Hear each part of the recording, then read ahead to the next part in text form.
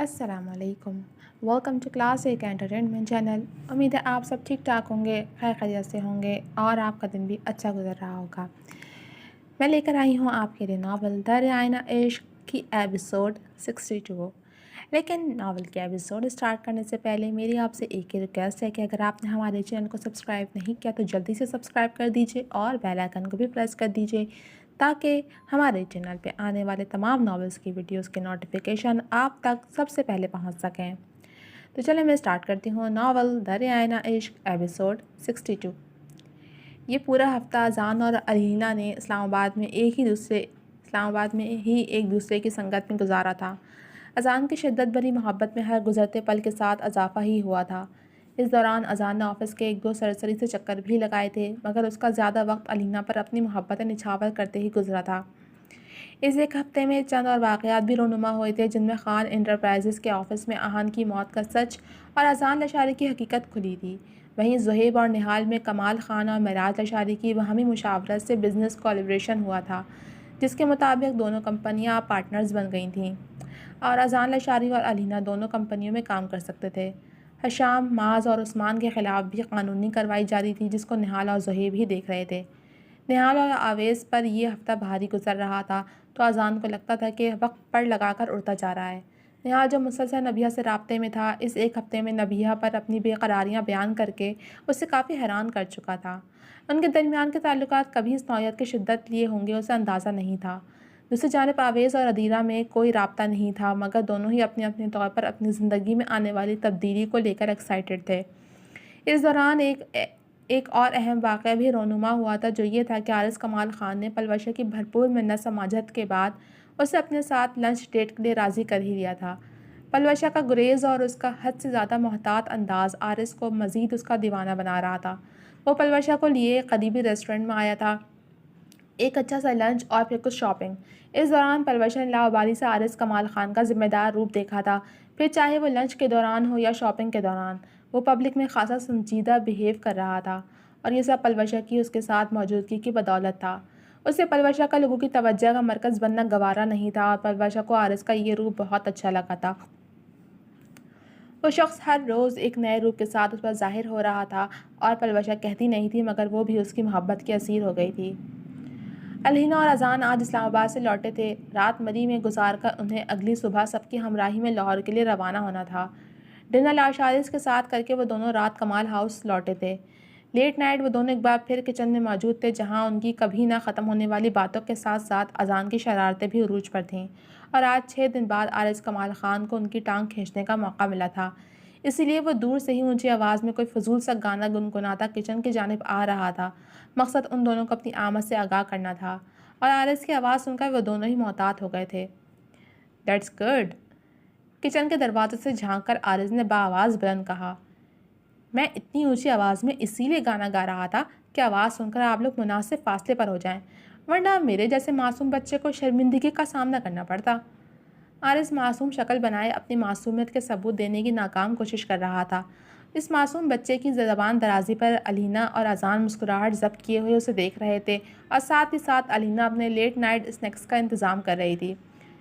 "وہ ایکچولی آپ لوگوں کو ویڈنگ گفٹ نہیں دے سکا تو سوچا آپ دے دوں." حارث نے سنجیدگی سے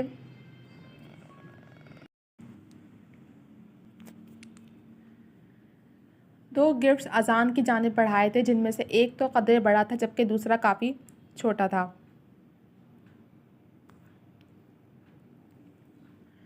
اذان نے ناسمجھی سے جبکہ علینا نے دلچسپی سے ان تحائف کو دیکھا تھا.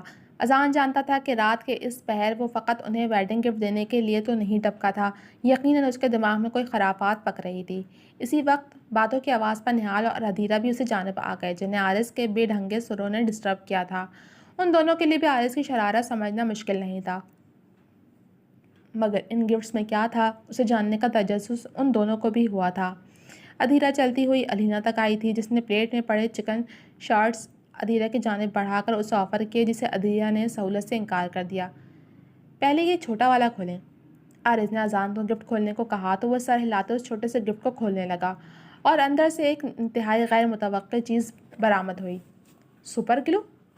نہال نے عجیب انداز میں ہنس کر اذان کے ہاتھ میں سپر گلو کی ڈبی کو دیکھا تھا، جنہیں اذان بھی برابر ناسمجھی سے دیکھ رہا تھا.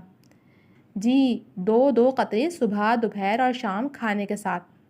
عارض کی بات پر اذان نے بھویں اچکا کر اسے دیکھا، جبکہ وہ اپنی بے مقصد گفتگو بھی خاصی سنجیدگی سے کر رہا تھا۔ وہ آج کل آپ بھابھی جی سے ہر وقت چپکے رہتے ہیں، اب عام انسان تو ایک حد تک ہی چپک سکتے ہیں، تو مجھے لگا سپر گلو کے استعمال سے آپ کو چپکنے میں آسانی ہوگی، یہ پکا جوڑتی ہے، فیویکول سے بھی زیادہ چپکنے کے لیے مؤثر ہے۔ عارض کی بات پر علینا کے گال خفت کے مارے لال ہوئے تھے، جبکہ نہال کا قہقہ فلک شگاف تھا، اور ادھیرا بھی دل کھول کر عارض کی حرکت پر ہنسی تھی۔ اب دوسرا بھی کھولیں؟ عارض نے اذان کو کہا تو وہ آنکھیں پھیر کر رہ گیا۔ یقیناً اس میں بھی کوئی ایسی ہی چیز ہونے والی تھی۔ میں بعد میں کھول لوں گا۔ اذان نے خود کو اور علینا کو مزید سکی سے بچانے کے لیے کہا تھا، مگر عارض کی ایک ہی ضد تھی کہ وہ اسے ابھی کے ابھی کھولے۔ اذان کو مجبوراً وہ گفٹ بھی کھولنا پڑا تھا۔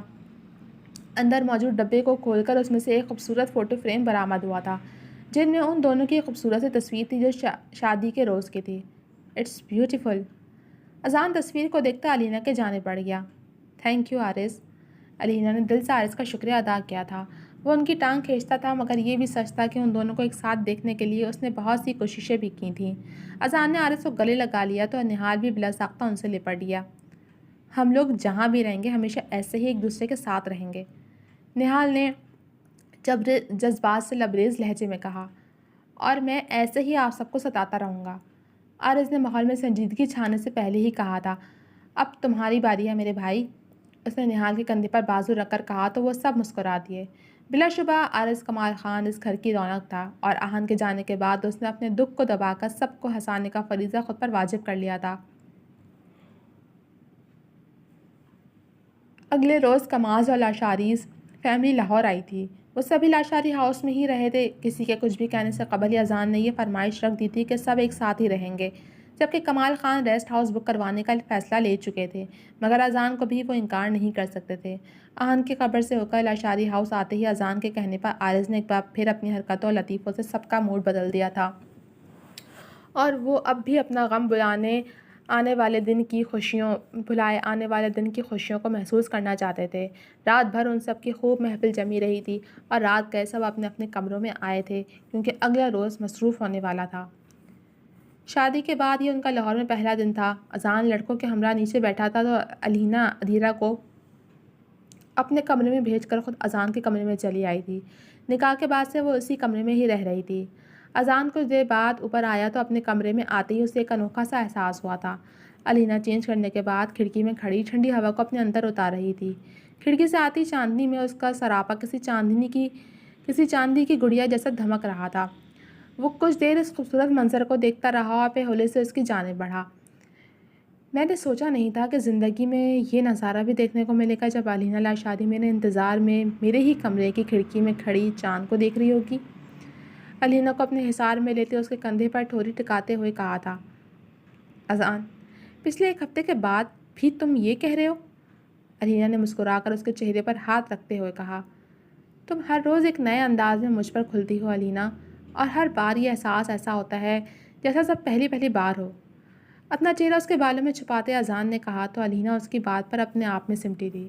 خود وہ بھی تو ہر روز ایک الگ انداز سے اس پر اپنے دل کے راز کھولتا تھا۔ وہ اسے بے انتہا محبت بلکہ عشق کرتا تھا، مگر ہر بار یہ اظہار انوکھے طریقوں سے کرتا۔ وہ علینا کو لاجواب کرتا تھا۔ آج میرے لیے کیا اسنیکس ہیں؟ علینا کو خیال آیا تو سب فراموش کرتی پوچھ بیٹھی، جس پر اذان اس کا رخ اپنی جانب موڑ کر مسکرا کر اسے دیکھنے لگا۔ آج سے پہلے تم سسرال میں تھی تو تمہارا خیال رکھنا میری ذمہ داری تھی۔ آج آپ میکے میں ہیں تو مجھے تھوڑا داماد والا پروٹوکول دے کر دیکھو۔ آج ہماری مووی نائٹ کے لیے آپ کن چیزوں کا انتظام کرتی ہیں، مجھے انتظار ہے۔ اذان نے گھڑی پر نظر ڈالتے علینا کے سامنے فرمائش رکھی تو وہ مسکرا کر اپنے نائٹ سوٹ پر گاؤن پہنتی نیچے کچن کی جانب چلی آئی، جبکہ اذان فریش ہونے چلا گیا۔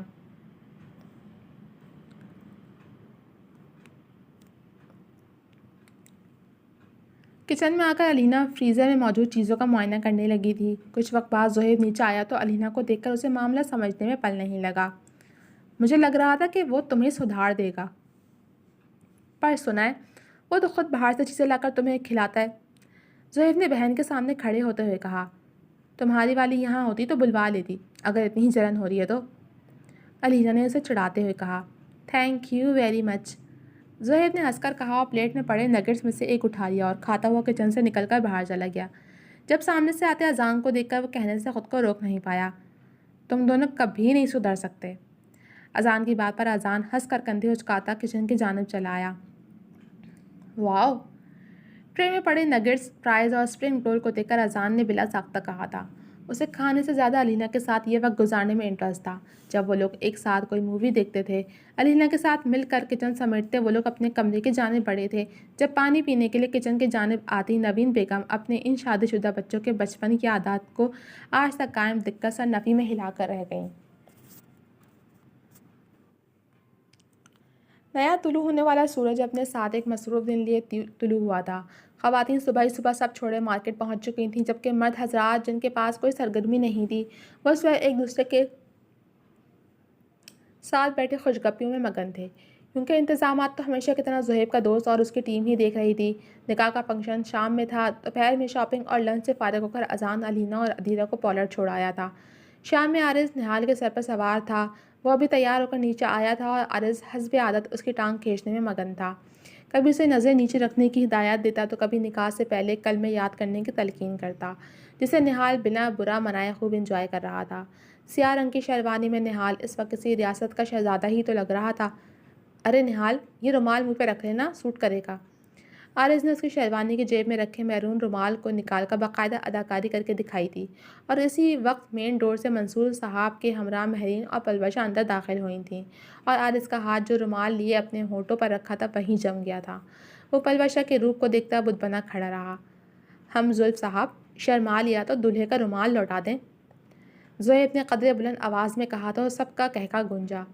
عارض کی حالت کافی مضحکہ خیز تھی۔ اپنی پوزیشن کا احساس ہوتے عارض نے خجل ہوتے رومال واپس نہال کی پاکٹ میں سیٹ کرتے سر کھجا کر ایک بار پھر پلوشہ کی جانب دیکھا تھا۔ وہ کال کلر کے پارٹی ویئر میں کافی اچھی لگ رہی تھی۔ مہرین بھی اپنے مخصوص انداز میں تیار ہوئی زہیب کی توجہ کا مرکز بنی ہوئی تھی۔ اب ہم سب کو چلنا چاہیے، مہمانوں کو ٹھنڈا پیش کرنے کے بعد معراج صاحب نے گھڑی کی جانب دیکھتے ہوئے کہا، اور وہ سب آگے پیچھے وینیو کے لیے نکل آئے تھے۔ خوش قسمتی سے عارض کو پلوشہ کو اپنی گاڑی میں بٹھانے کا موقع مل گیا تھا، جس پر وہ کافی چہک رہا تھا۔ ایک پرتکلف سی تقریب میں ادھیرا اور نبیہہ دونوں کو باری باری آویز اور نہال کی زوجیت میں دے دینے کے بعد اب سبھی ہاتھ بلند کیے ان جوڑوں کی شادی شدہ زندگی میں خوشحالی کے لیے دعا گو تھے۔ نکاح کے وقت دلہے اسٹیج پر تھے، جبکہ لڑکیوں کو بھی باہر نہیں لایا گیا تھا، اس لیے تاحال دونوں دلہے اپنی دلہنوں کے دیدار کے لیے بے چین تھے۔ تو اذان بھی علینا کو باہر آنے کو کافی بار بول چکا تھا، جو اسے بس ایک بار سری سا ہی دیکھ سکا تھا، کیونکہ نہال نے فنکشن میں اسود کو بھی مدعو کیا تھا، جو اذان کی شادی کے وقت ملک سے باہر تھا، اور ابھی اذان اسود کو کمپنی دے رہا تھا، اور سبھی لڑکیوں کو پارلر سے پک کرنے کا کام عارض کو سر انجام دینا پڑا تھا۔ آویز اور نہال دونوں اس وقت اسٹیج پر بیٹھے سب کی توجہ کا مرکز بنے ہوئے تھے۔ نہال سیاہ جبکہ آویز آف وائٹ شیروانی میں ملبوس کافی جاذب نظر لگ رہا تھا۔ وہ دونوں ہی باتوں میں مگن تھے جب نظریں دور سے آتی اپنی دلہنوں پر پڑی تھیں جنہوں نے گھونگھٹ لے رکھے تھے۔ نبیہ نے لائٹ پیچ کلر کی میکسی، جس پر گولڈن دبکے اور پیچ موتیوں اور ریشم کا نفیس کام ہوا تھا، زیب تن کر رکھی تھی۔ میچنگ جیولری اور اسٹائلش سا میسی ہیئر سٹائل اس پر خوب روپ آیا تھا۔ میک اپ نے اس کے نقوش کو مزید ابھارا تھا۔ جالی دار گھونگھٹ کے پار اس کا دو آتشہ روپ فی الوقت سبھی کی نظروں سے پوشیدہ تھا۔ ادھیرا نے شیمپین کلر کا لانگ فراک اور جامے وار کا فرشی غرارہ پہن رکھا تھا۔ نفیس کام اپنی قیمت آپ بیان کر رہا تھا۔ کنٹراسٹ جیولری کے ساتھ بالوں کو کرل کر کے دائیں کندھے پر ڈالا گیا تھا۔ مہارت سے کیا میک اپ اس کے حسن کو مزید جلا بخش رہا تھا۔ وہ دونوں سہج سہج کر اسٹیج تک آئی تھیں۔ پہلے آویز نے ادھیرا کا ہاتھ تھامے اسٹیج پر چڑھنے میں مدد دی تھی، اور پھر نہال نے نبیہ کو اسٹیج پر لاتے اپنے مقابل کھڑا کیا تھا۔ پھولوں کی بارش کے ساتھ فائر ورکس اور اسموک میں ایک دوسرے کے مد مقابل کھڑے وہ دونوں جوڑے بہت مکمل لگ رہے تھے۔ دونوں دلہنوں کا گھونگھٹ اٹھایا گیا تو ان کا حیران کرتا حسن دو دلوں پر وار کر گیا تھا۔ رشتہ بدلتے ہی نظروں کے تاثرات میں خود بخود ہی تبدیلی آئی تھی۔ کیمرے کی فلیش لائٹ اور تالیوں کی گونج نے ان سب کے گرد بندھی ٹرانس کو توڑا تھا۔ کدھر بھاگے جا رہی ہو مسز؟ ادھیرا اور نبیہ کو اسٹیج پر پہنچا کر وہ پلٹی تھی جب اذان نے اسے تھام کر اپنی جانب کھینچا۔ اذان، بہت کام ہے ابھی، ان لوگوں کی رنگس لے کر آنی ہے مجھے۔ اذان کی نظروں کے تاثر کو اگنور کیے وہ کہے جا رہی تھی، جو بنا ارد گرد کی پرواہ کیے لو دیتی نظروں سے اپنی ہفتہ پرانی بیوی اور سالوں پرانی محبت کو دیکھ رہا تھا، جو اس وقت اس کے پسند کے نیوی بلو کلر کی ساڑی میں غضب ڈھا رہی تھی، جس کے بازو اور بلاؤز پر گھنے موتیوں اور دبکے کا کام ہوا تھا، اور ساڑی کے پلو پر بھی ویسا ہی بارڈر بنا ہوا تھا۔ لمبے بال اسٹریٹ کر کے کھلے چھوڑے گئے تھے، کانوں میں بڑے بڑے آویزے جھول رہے تھے۔ اذان! اس کے سینے پر ہاتھ رکھے وہ اسے متوجہ کرنے کی کوشش میں تھی، جو عمیق نگاہوں سے اس کے سراپے کا جائزہ لے رہا تھا۔ مجھے رنگز لینے جانا ہے۔ ارد گرد دیکھتی وہ کہنے لگی تو اذان نے سر ہلاتے استفسار کیا، کہاں ہے رنگز؟ برائڈل روم میں، علینا کہہ کر اپنی ساڑی سنبھالتی وہاں سے جانے کے لیے قدم بڑھا گئی۔ میں بھی آتا ہوں تمہارے ساتھ۔ کچھ سوچ کر اذان اس کے پیچھے لپکا۔ نظروں اور اس کے انداز کا ذو معنی پن علینا پرکھ نہیں پائی تھی۔ آگے پیچھے وہ دونوں ہی برائڈل روم میں پہنچے۔ اندر آتے ہی اذان نے دروازہ بند کرتے اسے کمر سے پکڑ کر اپنی جانب کھینچا تو وہ کٹی ڈال کے جیسے اس کے کشادہ سینے سے آ ٹکرائی۔ یہ کیا طریقہ ہے؟ علینا نے مصنوعی خفگی سے اسے گھورا۔ جب میری ہفتہ پرانی بیوی مجھے نو لفٹ کا بورڈ دکھائے گی تو ایسا ہی ہوگا۔ علینا کے ماتھے کو محبت سے چھوتے اذان نے شرارت بھری لہجے میں کہا تو وہ مزید گستاخی پر آمادہ نظر آیا، تو علینا نے ٹوک دیا، اذان، نبیہ نے کتنا کیا میرے لیے اور اب مجھے اس کے لیے کچھ کرنا ہے، بس اسی لیے اس کے دن کو اسپیشل بنانے کی کوشش کر رہی ہوں، اور تمہیں اگنور کرنے کا میں سوچ بھی نہیں سکتی۔ علینا نے محبت پاش لہجے میں اذان کے کالر کے ساتھ چھیڑ چھاڑ کرتے کہا تو وہ سمجھتا ہوا مسکرا دیا۔ اور اذان کو ایموشنل بلیک میل کرنے میں کامیاب ٹھہری تھی۔ سو تو ہے، ان دونوں نے ہمارے لیے بہت کیا ہے، اذان نے علینا کے بال سنوارتے ہوئے کہا۔ تو چلیں؟ نرمی سے اذان کے بال چھوتی علینا نے پیچھے ٹیبل پر پڑے رنگس اٹھا کر ایک ادا سے کہا تو اذان مسکرا کر اس کا ہاتھ تھامتے باہر کی جانب چلا گیا۔ تقریب کے اختتام میں ادھیرا کی رخصتی وینیو سے ہی کر دی گئی تھی اور نبیہ اپنی بھابھی کو ویلکم کرنے پہلے ہی اپنے گھر پہنچ چکی تھی۔ ادھیرا کے ویلکم اور رسموں کے بعد ہی نبیہ کو نہال کے ساتھ رخصت کیا جانا تھا۔ اذان اور علینا بھی ادھیرا کے ویلکم کے لیے وہاں ہی موجود تھے اور اس کا بھرپور ویلکم کر کے اسے آویز سے گھر لایا گیا تھا۔ وہ چھوٹا سا گھر نبیہ نے بہت خوبصورتی سے سجا رکھا تھا۔ ادھیرا کی رسموں اور ڈنر کے بعد نبیہ کی رخصتی کا وقت آیا تو وہ بھائی سے ملتے وقت کافی روئی تھی۔ نہال نے اسے حوصلہ دیتے ہوئے کہا تھا کہ وہ جب چاہے اپنے گھر اپنے بھائی کے پاس آ سکتی ہے، اس پر کبھی کوئی پابندی نہیں ہوگی۔ وہ سبھی ادھیرا اور آویز کو تنہا چھوڑ کر وہاں سے چلے گئے۔ آویز ڈور لاک کرتے اندر آیا تو ادھیرا دلچسپی سے ارد گرد کا جائزہ لے رہی تھی۔ آپ کے گھر کے جتنا عالیشان تو نہیں ہے، آویز کی آواز پر اس کی جانب پڑ لی۔ پھر بھی بہت پیارا ہے۔ میں کبھی مادیت پسند نہیں رہی آویز، میرے لیے چیزوں سے زیادہ رشتوں اور جذبات کی اہمیت ہے، ادھیرا نے مسکرا کر کہا تو آویز اس کی مسکراہٹ کو دیکھتا رہ گیا۔ اندر چلیں، آپ تھک گئی ہوں گی۔ آویز نے ہاتھ ادھیرا کے سامنے پھیلایا تو ادھیرا نے کچھ ہچکچاتے ہوئے اس کا ہاتھ تھام لیا۔ وہ ادھیرا کو لیے اس خوبصورتی سے سجے کمرے میں داخل ہوا تھا۔ ادھیرا کی نظروں میں ستائش بہت واضح تھی، وہ آویز کے ذوق کی پھر سے معترف ہوئی تھی۔ جی تو جناب، کیسی لگی آپ کو یہ ایپیسوڈ؟ امید ہے پسند آئی ہوگی۔ کمنٹ سیکشن میں اپنی رائے کا اظہار ضرور کیجیے گا۔ چل ملوں گی آپ سے اگلی ایپیسوڈ کے ساتھ، تب تک کے لیے اللہ حافظ۔